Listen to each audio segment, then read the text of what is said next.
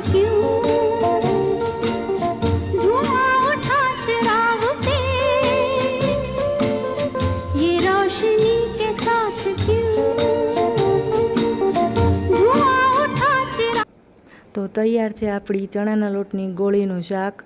એક વખત જરૂરથી મને કોમેન્ટ કરીને કહેજો કે તમને કેવું લાગ્યું। Thank you.